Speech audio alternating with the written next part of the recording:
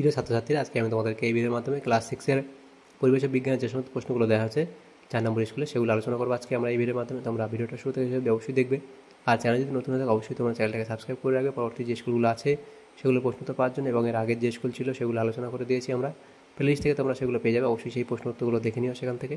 আর আজকে আমরা 214 নম্বর পেজের যে প্রশ্নগুলো দেওয়া আছে ক্লাস 6-এর পরিবেশ বিজ্ঞানে সেগুলো আলোচনা করবো। তো এবং এই যে প্রশ্নটা আমরা আলোচনা করবো এগুলোর যে পিডিএফ তোমরা পাবে আমাদের টেলিগ্রাম চ্যানেল থেকে পেয়ে যাবে। পরবর্তীতে আমাদের ডেসক্রিপশানে টেলিগ্রাম চ্যানেলের লিঙ্ক দেওয়া আছে, সেখান থেকে যুক্ত হয়ে যেতে পারবে তোমরা। 4 নম্বর যে স্কুল সেখানে বলা আছে ফিজিক্যাল সায়েন্সের প্রশ্ন দেওয়া আছে। প্রথমে 10টা প্রশ্ন আছে, 1 নম্বর করে 10 নম্বর। তো একের দাগের প্রশ্নে বলা আছে সঠিক উত্তরটি নির্বাচন করে লেখো। একের দাগের একের প্রশ্ন, হিমাটাইট যে ধাতুর আকরিক সেটি হলো, এটা হবে অপশান এ অর্থাৎ লোহা। পাললিক শিলা হলো, এখানে হবে বেলে পাথর। তারপরে কোনটি জীবাশ্ম জ্বালানি নয়, সেটা হলো খড়। এরপরে প্রশ্ন, তামা ও টিন মিশিয়ে তৈরি হয় ব্রোঞ্জ, অপশান এ। এরপরে আছে এসআইতে বলের একক হলো, এসআইতে বলের একক কী, সেটা হবে অপশান সি অর্থাৎ নিউটন। এরপরে প্রশ্ন, প্রদত্ত কোন খাদ্য শৃঙ্খলটি ঠিক, প্রদত্ত কোন খাদ্য শৃঙ্খলটি ঠিক, সেটা হবে অপশান এ ঘাস, সেখান থেকে গঙ্গা ফড়িং, তারপরে ব্যাং, তারপরে ঘাসকে খায় গঙ্গা ফড়িং, গঙ্গা ফড়িংকে খায় ব্যাং, ব্যাংকে খায় সাপ, সাপকে খায় বেজি। এরপরের যে প্রশ্ন আছে দৈর্ঘ্য পরিমাপের ক্ষুদ্রতম এককটি হলো, সেটা হলো ডেকামিটার, অপশান এ। এরপরে প্রশ্ন বলা আছে কি বস্তুর উপরিতলের পরিমাপ, বস্তুর উপরিতলের পরিমাপ যে রাশি দিয়ে প্রকাশিত হয় তা হলো, এখানে হবে তোমাদের ক্ষেত্রফল অর্থাৎ অপশান ডি। এরপরে প্রশ্ন যেটা বলা আছে গভীরতা বৃদ্ধি পেলে তরলের, গভীরতা বৃদ্ধি পেলে তরলের কী হয়, গভীরতা বৃদ্ধি পেলে তরলের চাপ বৃদ্ধি পায়, অপশান ডি। এরপরে চাপ ইকুয়ালস টু বল ভাগ ক্ষেত্রফল, তাহলে এটা কি প্রকাশ করে?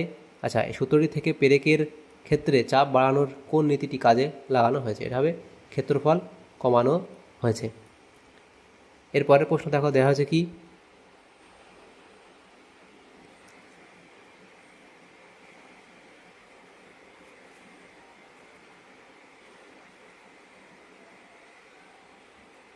দুয়ের দাগের প্রশ্নে বলা আছে নিম্নলিখিত প্রশ্নগুলি অতি সংক্ষিপ্ত উত্তর দাও। প্রথম প্রশ্ন, কি কি মিলিয়ে ইস্পাত তৈরি হয়, তাহলে কি কি মিলিয়ে ইস্পাত তৈরি হয়, সেটা হবে লোহা ও কার্বন,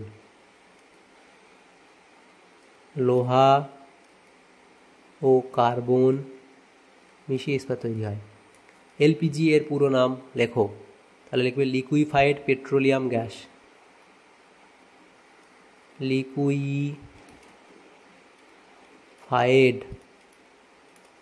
লিকুইফাইড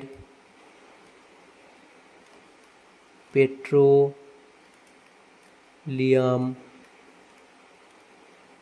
গ্যাস।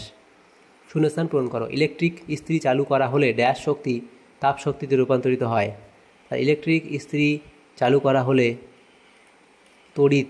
তড়িৎ শক্তি তাপ শক্তিতে রূপান্তরিত হয়। একটি নবীকরণযোগ্য শক্তির উৎসের নাম লেখো, তাহলে এটা কি লিখবে তোমরা সৌরশক্তি লিখে দেবে, এটা সৌরশক্তি লিখবে। এরপরের প্রশ্ন, ডিজিটাল স্টপ ওয়াচে কতটা সূক্ষ্ম সময় নির্ধারণ করা যায়, লিখবে 1 সেকেন্ডের 100 ভাগের 1 ভাগ, 1 সেকেন্ডের 100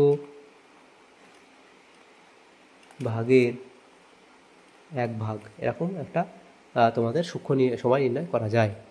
এরপরে প্রশ্ন, শূন্যস্থান পূরণ করো। উদ্ভিদের বৃদ্ধিমাপক যন্ত্রটি হলো, এটা হবে অক্সানোমিটার,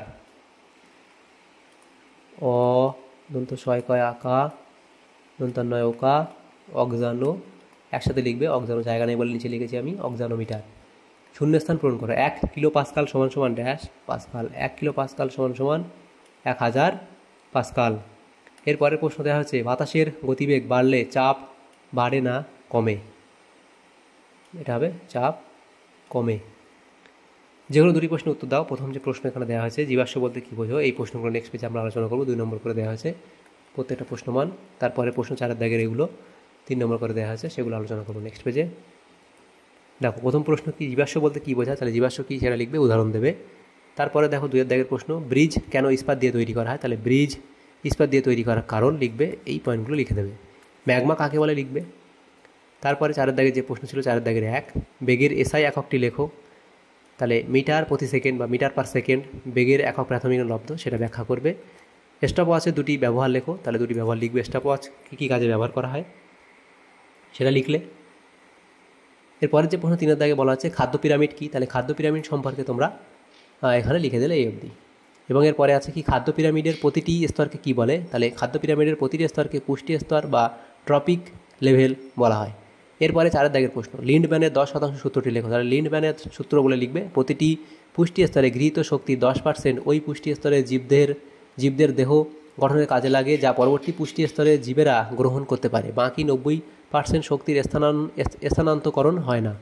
এরপরে 5 দাগের প্রশ্ন, ঝড়ে টিনের চাল উড়ে যায় কেন, সেটা এই অবধি লিখবে। ঝড়ে কেন টিনের চাল উড়ে যায়, তাহলে এটা হলো। এরপরে যে প্রশ্নটা আছে দেখো, সেটা বলা আছে 6 দাগের প্রশ্ন, তুমি মেঝেতে দাঁড়িয়ে না শুয়ে থাকা অবস্থায় মেঝেতে বেশি চাপ প্রয়োগ করবে, ব্যাখ্যা করো। তাহলে এটা হবে কি, আমি দাঁড়িয়ে থাকলে মেঝেতে বেশি চাপ প্রয়োগ করবে। তো কেন ব্যাখ্যা করবে, ব্যাখ্যাটা তোমরা লিখবে কেন সেটা হবে। যখন আমি দাঁড়িয়ে থাকি তখন আমার শরীরের মোট ওজন মেঝের একটি ছোট অংশে কেন্দ্রীভূত থাকে, অর্থাৎ পায়ের উপরে কেন্দ্রীভূত থাকে, ফলে চাপ বেশি হয়।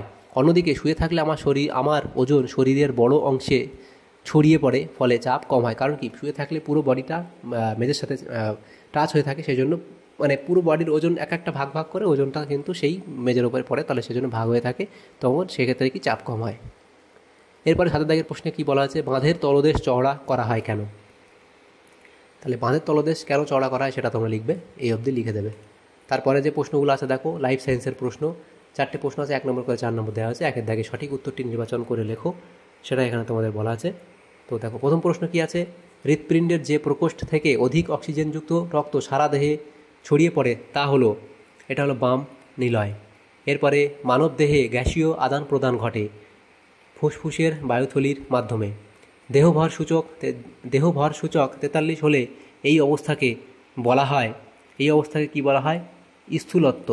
তারপরে আছে শ্রোণীচক্র ও ফিমারের সন্ধি হলো বল ও সকেট সন্ধি। 2 দাগের প্রশ্ন, সত্য অথবা মিথ্যা লেখো।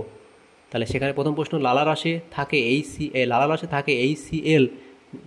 থাকা HCl জীবাণু ধ্বংস করে, তো এটা এখানে তোমাদের কি বলা হয়েছে, মিথ্যা বলা হয়েছে। এরপরের প্রশ্ন, একজন পূর্ণবয়স্ক মানুষের শরীর 206টি অস্থি দ্বারা গঠিত, এটা এখানে তোমাদের সত্য বলা হয়েছে। এরপরের প্রশ্ন, ফুসফুসীয় ধমনী বিশুদ্ধ রক্ত বয়ে নিয়ে যায়, তাহলে এটা এখানে তোমাদের ভুল বলা হয়েছে।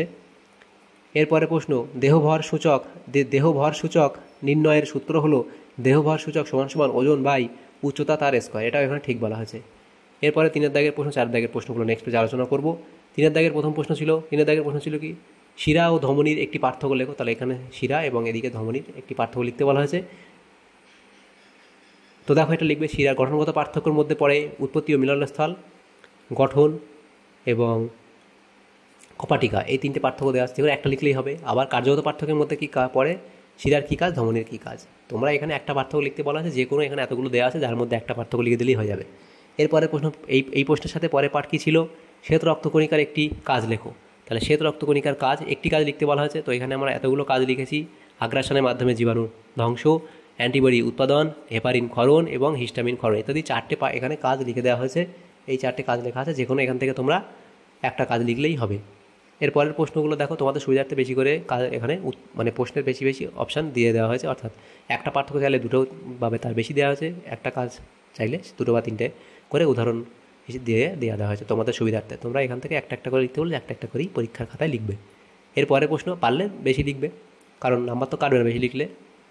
এরপরের প্রশ্ন 4 দাগে বলা আছে, মানুষের হৃৎপিণ্ডের সরল চিহ্নিত চিত্র অঙ্কন করো। এটা তোমরা বই থেকে পেয়ে যাবে, সেখান থেকে এঁকে নিতে পারো।